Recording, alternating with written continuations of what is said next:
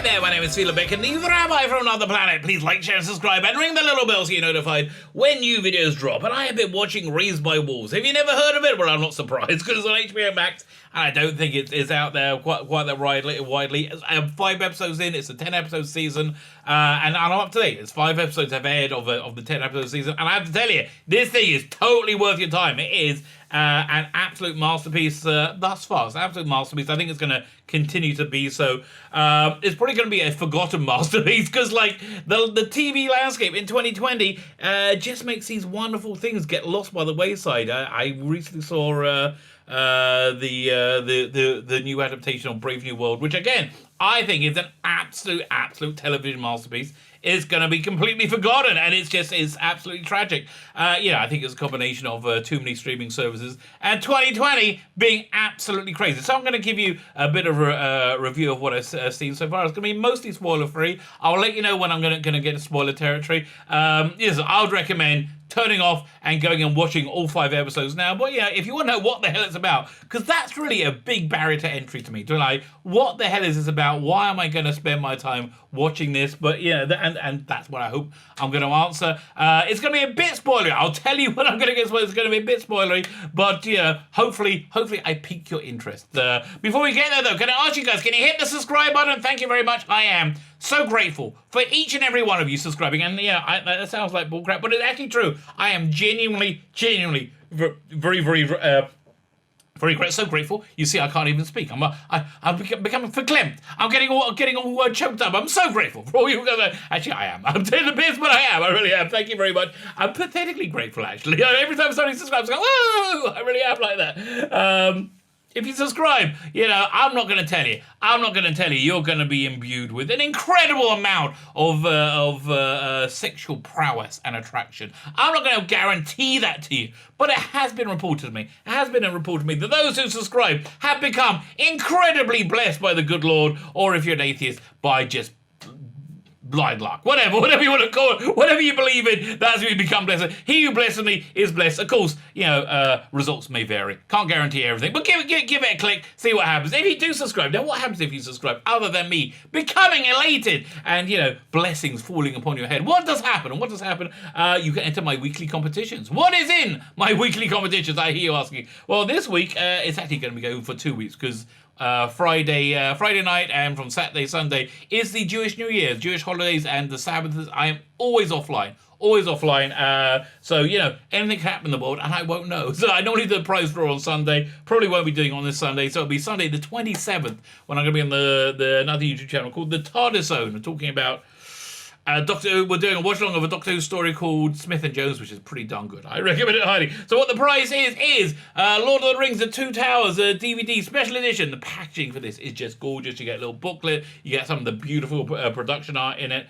4 discs crammed with a gazillion billion extras of everything you could possibly want to know about this truly exquisite production. All you need to do to win it is subscribe to the channel and in the comments put the hashtag Helm's Deep, one of my favorite battles ever captured on film, even though it's not really film, digital, I guess, whatever. Best battle ever captured in pixels. I think that's the best way of describing it. Yeah, and as I said, we'll do the prize draw on the 27th. If you enter, very good luck. And then when we do the prize draw, there's always a new prize picked out for you lucky subscribers out there. Fine. Raised by Wolves. What the hell is this? Now, first thing I'll say, the title isn't something that makes me want to rush to it. But then I saw it's by Ridley Scott, and he directed the first 2 episodes. And boy, you can tell. I mean, listen, the episodes 3, 4, and 5 were great, but you could tell Ridley Scott's masterwork stamp is all over it, and it's a really original. I think it's original. It's not adapted from anything, which is the thing I really like. It's a really original, I would say, hard sci-fi. It's not hard sci-fi in like a movie like Solaris. It's not like a 9-hour Russian science fiction a treatise on life in the universe. But it could actually just 10 hours. It could be, but it's more entertaining than that. It's a reasonably hard sci-fi. It feels right now like a really good sci-fi novel. It's kind of like if Philip K. Dick and Frank Herbert, worked together. So you got kind of like this individual story and this epic story happening simultaneously, and you deal a lot with artificial life, artificial intelligence. What is life? What is life? Can life be created artificially? Is that artificial emotions? And you have all these interesting questions going on. Then you have all these interesting ideas of faith and atheism. Tons of good stuff. Fine, that's basically where the spoiler-free stuff ends. I'm getting a bit spoilery now. I'm going to introduce you to the characters and give you the basic setup. And again, I'm not going to say whatever I tell you. I'm just giving you the bare bones. It's definitely worth checking it out. It really, really is. In fact, I would say it's worth subscribing to HBO Max for a month to get it. It's worth the $15. It really, totally worth the $15. In the same way, I think it's worth subscribing to Peacock Network for a month just to get Brave New World. Yeah, but wait till they're about to finish airing it. So they've got 5 episodes to go. Wait a week, and then subscribe. 100% worth it. So the story opens up with a spaceship landing on this. Or crashing, I would say, on this unpopulated planet. It's kind of desert-esque planet, this barren planet. And in the spaceship are 2 people. You have mother and father. And instantly they've just come online and they've just met each other. They're both robots. It becomes very, very clear very quickly they're both robots, because father says, "Hello, mother. Nice to meet you." And their little ship kind of skids across the surface and then lands. And there's these giant sinkholes that go, I think, to the absolute core of the planet, which the ship gets caught in, and they just get out in the nick of time. I'm going to show you some screen grabs so we know who we're talking about. This here is Mother. She becomes the main character of the show, and this is Father. Both extraordinarily good performances. They're absolutely exquisite performances. Love it. I really do, because I just love it when people play robots and play them believably. So these robots are different from robots that I've really seen much before on screen.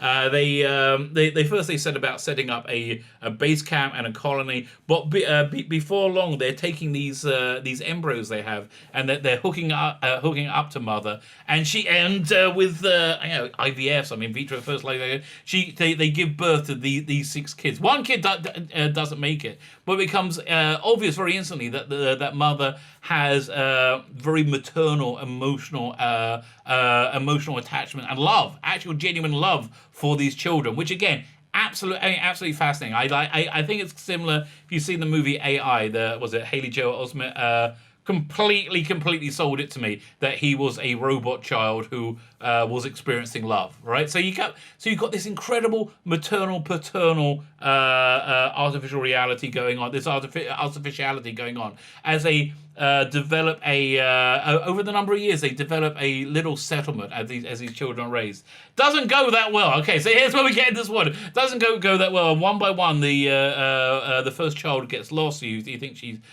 might have fallen down one of the sinkholes, and the other children start to die off from an illness until there's only one left. And the parents are becoming a little bit desperate, and they're worried that they're breaking down.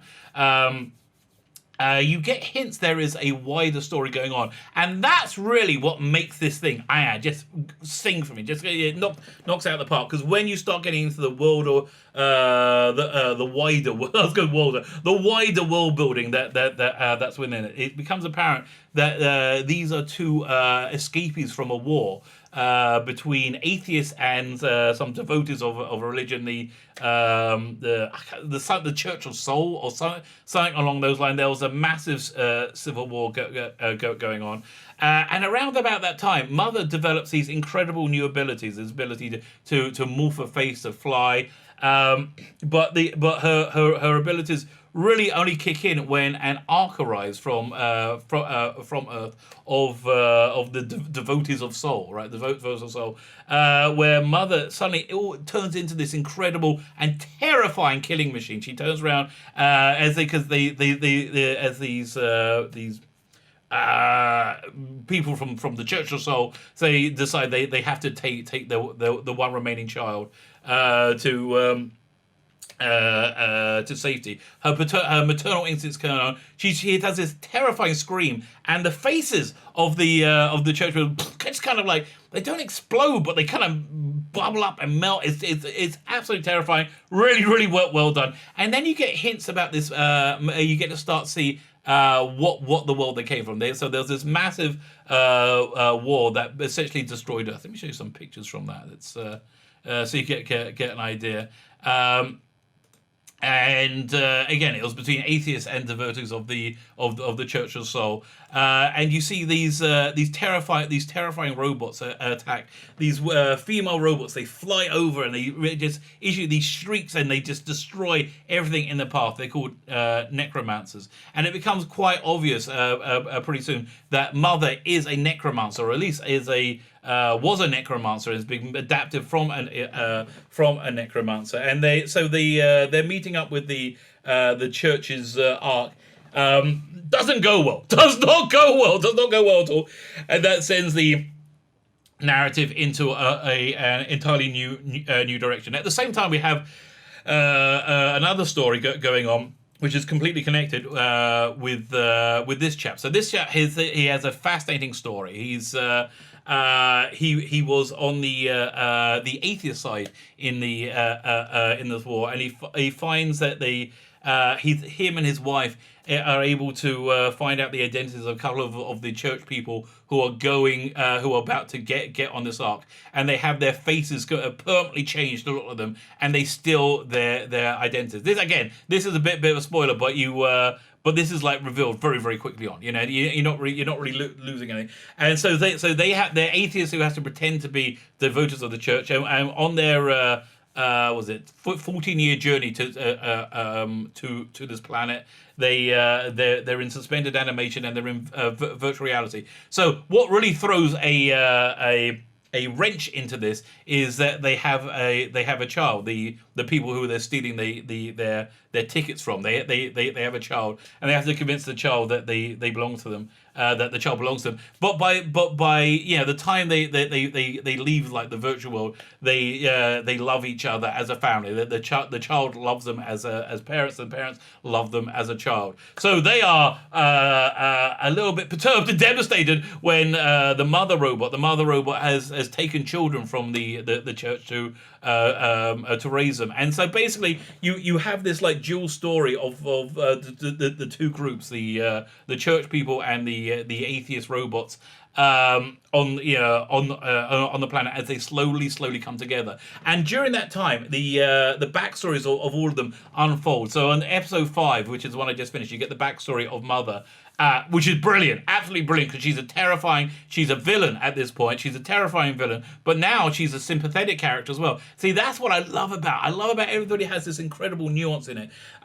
With Mother developing these incredible new abilities and becoming much more important to the colony. The father robot has this incredible crisis of confidence in himself, and it changes his reality. And these robots have distinctive personalities, and the father robot is a much softer, gentler, comedic soul, and he's fighting against that now, which is a little bit heartbreaking. This is an absolutely fascinating show. I really recommend it highly. Fantastic action, fantastic story, fantastic performances. Absolutely fantastic performances. Everybody knocks it out of the park. Again, strong recommend from me. Go check it out. Raised by Wolves. My name is Philo Becken, the Rabbi from another planet. Please like, share, and subscribe, and ring the little bell so you're notified when new videos drop.